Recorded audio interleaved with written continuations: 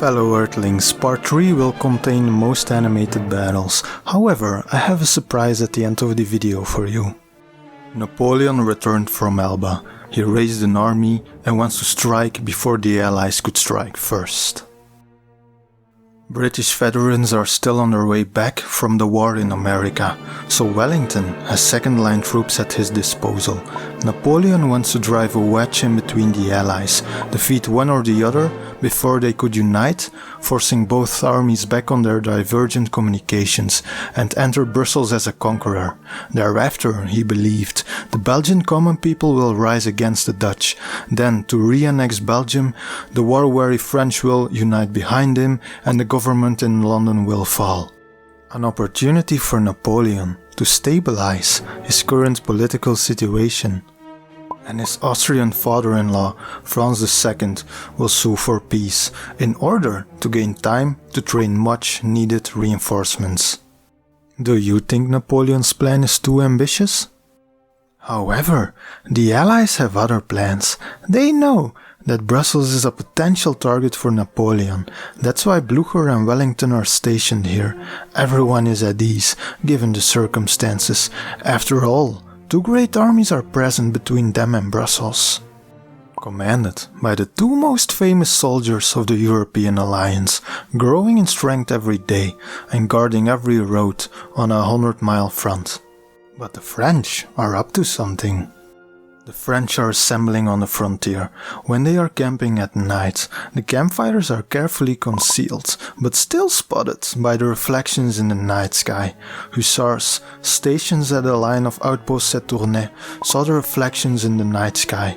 Lord Hill and the Earl of Uxbridge, aka General Paget, reported the news to Wellington. But Wellington's hands are tied. The British declared war on Napoleon and not war on France, so invading the country wasn't an option yet. Major General van Medelen and the Prussian General Perch confirm that the French are assembling, but they have no idea that the whole French army is assembling. The Allied commanders again choose a passive stance. General de Bourmont under Gérard's 4th Corps and two of his colonels defect, and Blücher is tipped off. They won't be the last deserters. Blücher doesn't want to receive them, and Wellington thinks it will be a feint. The day of the invasion is the day of the anniversary of Marengo and Friedland. Napoleon will order an equal degree of activity along the whole Belgian frontier, deceiving the Allies and concealing where the main French blow will fall. The Allied army is spread too thin to mount a decent defense against Napoleon. If the army embarked at 3 AM, 60,000 troops will have taken Charleroi in a pincer movement by midday, if everything went as planned. The left wing d'Erlon and Reis Corps to march to Thuin and Marchiennes. Center column Payol's and the Mons Cavalry Corps march to Charleroi, and Van Damme's Corps will follow them in support. Right wing Gérard's Corps, protected by one of Milhaud's cuirassier divisions, march via Cuillé et Châtelet. The reserve columns comprise of Mouton's Corps and of the Imperial Guard, who will set the example for troops who don't want to follow orders. 2 AM, Grouchy writes an order to Payol to assemble the vanguard of the army. If you please, dear General, instruct your army corps to mount at 2 o'clock in the morning and to reunite with the cavalry division of General de Mont, to whom I have passed orders to form the avant-garde for the army, and head to Charleroi, the division of General Soult to be on the opposite flank. Attached to this order is a copy of the movement orders. March with the 3 other cavalry corps, which will be taking different routes. You are to act with General Van Damme. You will receive immediate orders either from Van Damme or the Emperor, who is marching with the rear guard. I desire you to go to Charleroi and to pass through Bossu, Hainaut and Gare, or on the main road from Philippeville to Charleroi. Be sure to keep in communication and report to me any news. Receive, my dear General, etc. The Marshal, commanding the cavalry Comte de Grouchy. Just before the French attack, Napoleon gives a speech.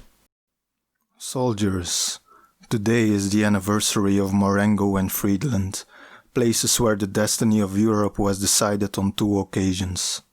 Accordingly, like after Austerlitz and Wagram, we believe the arguments and the oath of the princes that we left on their thrones. Today, however, in their coalition against us, they take offense at the independence and at the most sacred rights of France. They started their aggressions on a precise manner. Let us therefore march to meet them. Them and us, are we not the same men? Soldiers, at Jena, against those same Prussians who are today so arrogant. You were 1 against 3, and at Montmirail 1 against 6. That those of you who were prisoners of the English tell you their stories of their pontoons and of the horrible evils that they have suffered.